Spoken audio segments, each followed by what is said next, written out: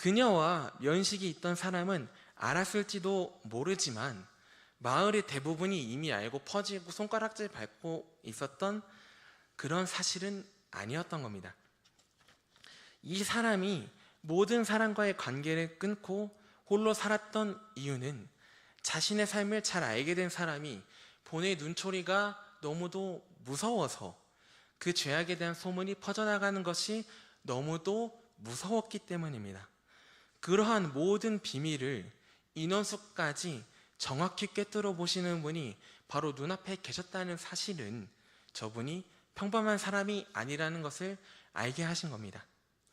그렇게 자신이 구원자인 것을 드러내셔서 이 죄에 관한 문제를 함께 해결하려는 의지를 명확히 표명하시고 여인이 예수님을 좀 더 확실하게 의지할 수 있는 환경을 만들고자 하셨던 겁니다. 물론 여인에게는 이 진심이 정확하게 전달된 것이 아니기 때문에 도리어 예수님과의 관계를 끊고 대화를 포기하고자 한 것이지요. 따라서 다음과 같이 질문을 하게 된 것입니다. 아니, 이러한 모든 비밀, 딴 사람들은 모르는데 그대는 알고 있는 걸 보니까 선지자시군요. 선지자시면 하나님하고 친한 분이고 많은 진리를 알고 계시잖아요. 그러면 제가 가지고 있던, 제가 알고 있는 것 중에 어려운 신학적 난제가 있는데 풀리지 않아서 그거를 좀 알려주시지 않으시겠습니까? 우리 조상, 우리 사마리아 사람들은 이 땅에서 예배합니다. 이 산에서 예배를 하는데 그대들은, 유대인들은 예배할 곳이 예루살렘에 있다고 하더군요. 이 일을 어떻게 해석해야 합니까? 그래서 대화 주제를 자연스럽게 돌린 것이죠. 대화 주제가 여인의 죄에 관한 문제에서는 확실하게 멀어졌습니다. 그리고 여인이 처음에 다가왔을 때 했던 질문이 저는 사마리아 사람이고 그대는 유대인인데 왜 이렇게 호의를 베푸는 거죠? 이렇게 대화를 이끌어 갔는데 지금 질문을 잘 보면 우리 사마리아 사람, 그대는 유대 사람이라는 것을 표명하여 서로가 속한 공동체를 서로가 속한 공동체를 다시금 떠올리게 하는 것이죠. 그래서 우리 서로 원수 관계지 않냐라는 것을 다시금 알리고 있습니다. 그래서 두 사람과의 사이가 확실하게 멀어져 가는 것을 다시 볼 수가 있는 겁니다. 그래서 예수님께서는 이걸 어떻게 해결해야 할까요? 어떻게 하면 여인에게 다시 자신의 진심을 보이고 다시금 서로가 사랑하는 관계로 회복이 될 수 있을까요?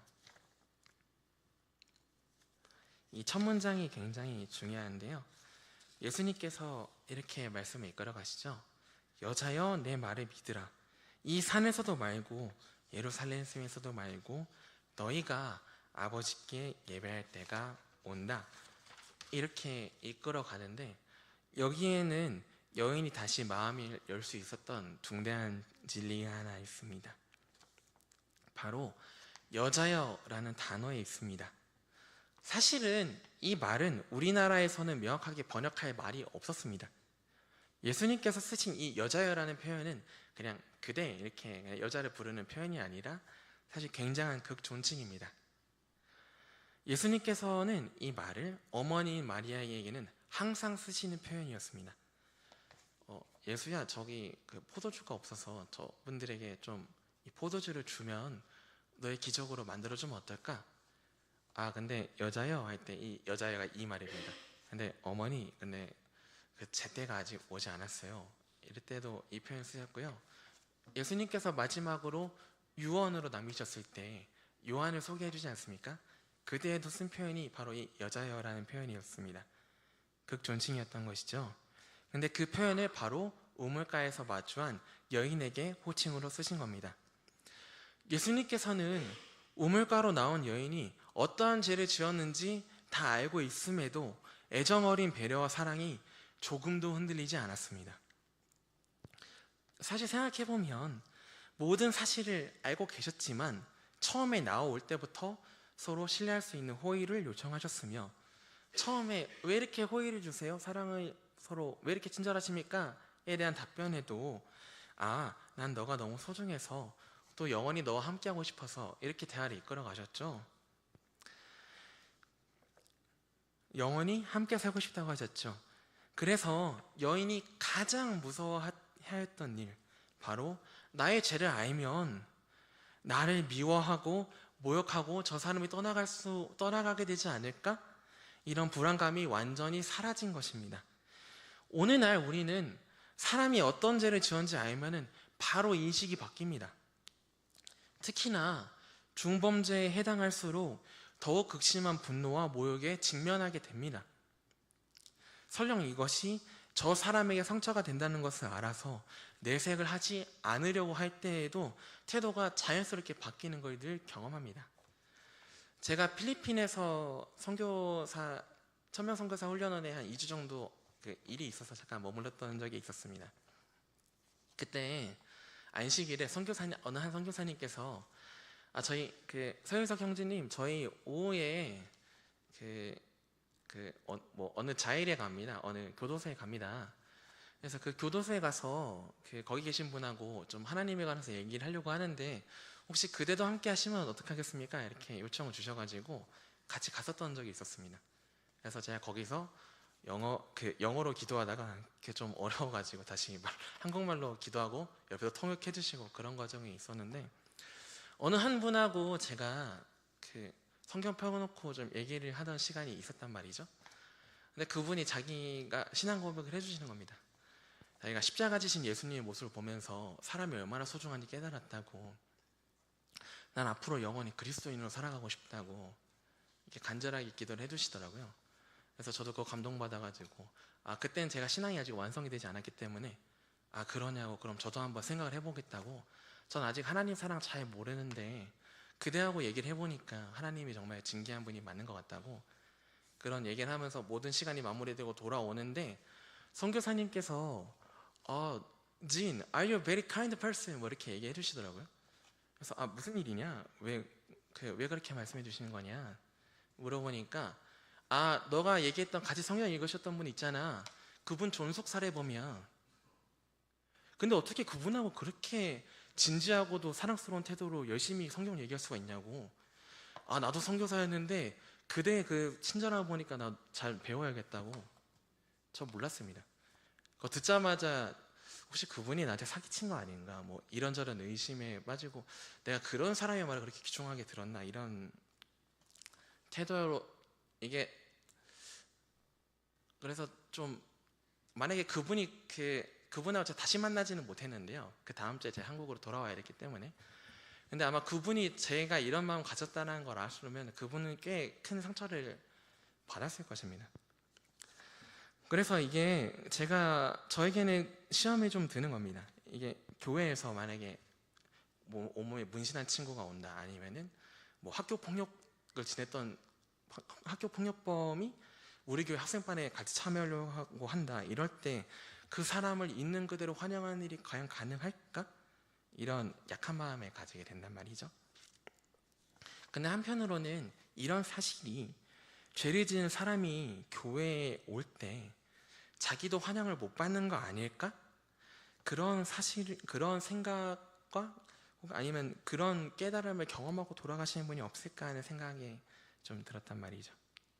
하지만 예수님께서 보여주는 이러한 태도, 죄는 비록 미워하고 버려야 하는 것이 맞으나 죄인인 그대에게 전하고 싶었던 사랑은 늘 그대로라고, 그리고 이것이 진심이라는 것을 서로 알 때 다시금 용기를 내어 서로 협력하고 서로 사랑하는 관계가 되며 함께 죄와 투쟁을 본격적으로 시작하게 된다는 것을 하나님이 알려주고 계신 것이 아닐까 생각을 하게 되었습니다.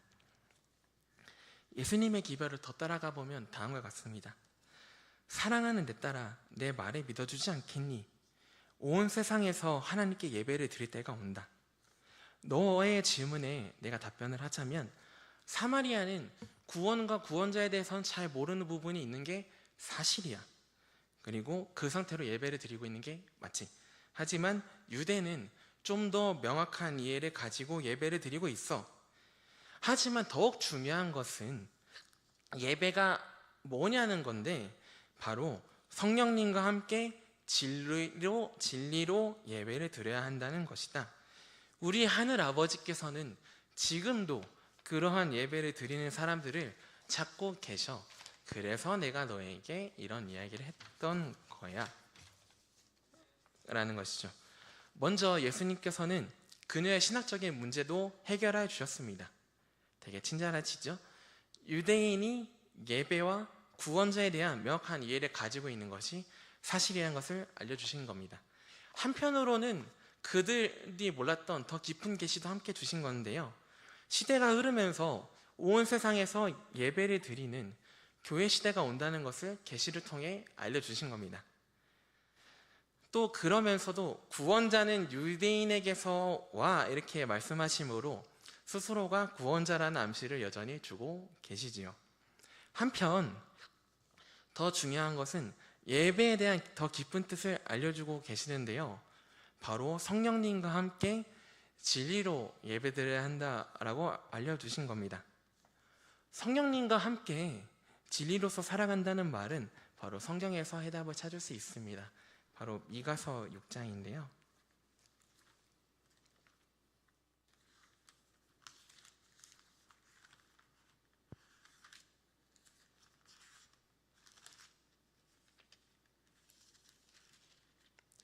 미가서 6장 6절에서 8절입니다.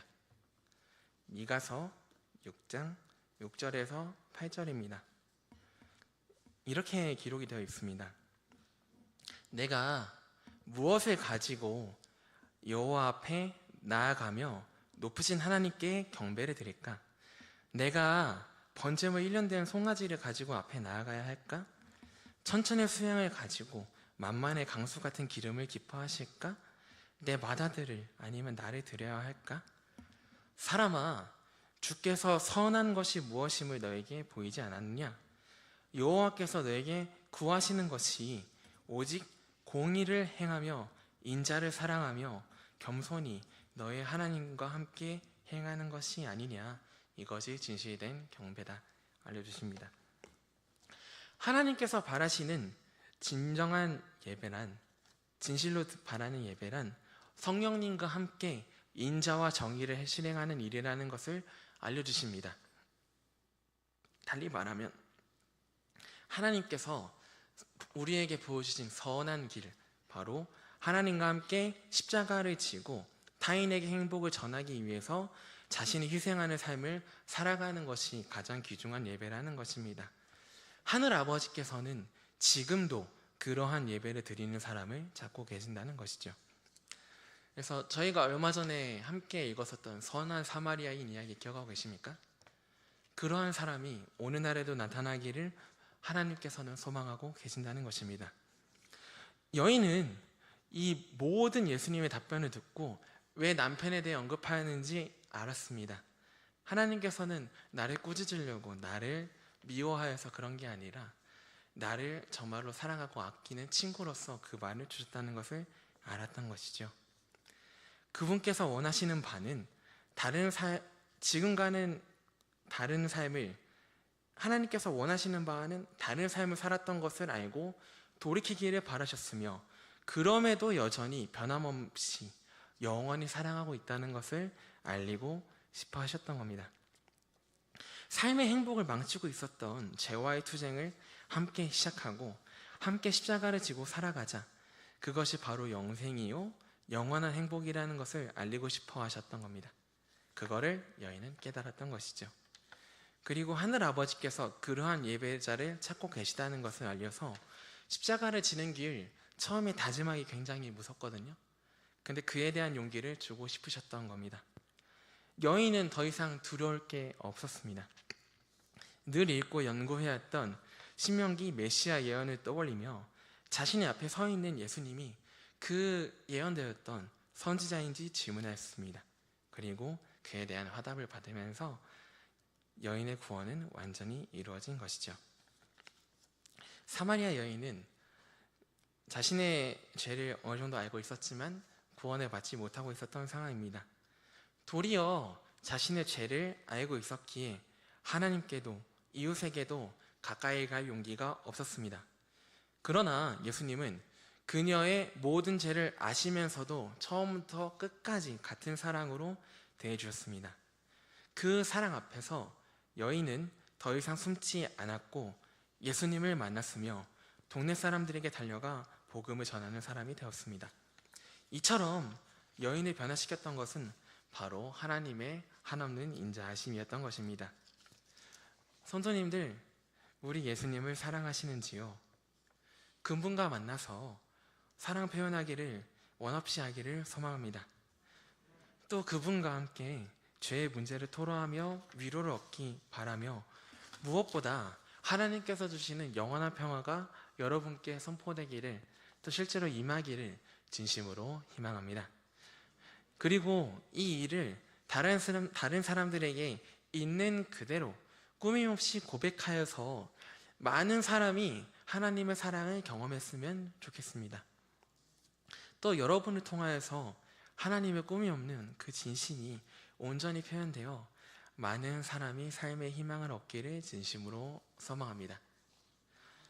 네, 평안한 안식이 되기를 진심으로 소망합니다. 네, 오늘의 말씀을 마치고자 합니다. 네, 저희 함께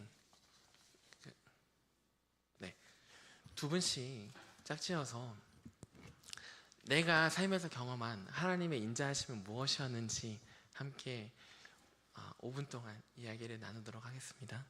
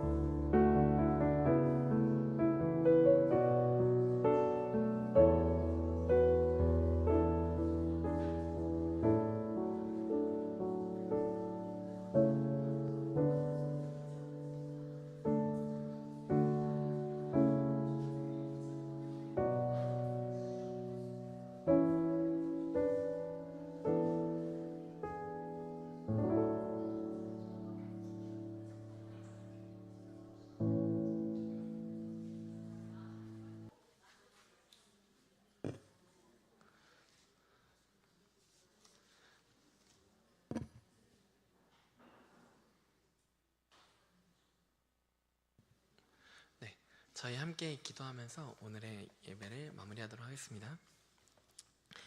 하늘에 계신 우리 하나님 아버지, 오늘도 저희를 향한 변함없는 사랑과 인자하심을 말씀으로 들려주셔서 정말 감사합니다. 저희는 스스로의 연약함과 죄를 바라보며 낙심할 때가 많으나 주님께서는 끝까지 저희를 사랑하시며 회개의 자리로 인도하시는 분이심을 알았습니다. 하나님, 그 사랑을 날마다 기억하며 주님께서 기뻐하시는 예배를 드리는 삶을 살아가게 하여 주시고 저희를 통하여 많은 사람들이 하나님의 사랑과 평안을 경험하게 하옵소서. 우리를 구원하신 예수님의 이름으로 기도 올립니다.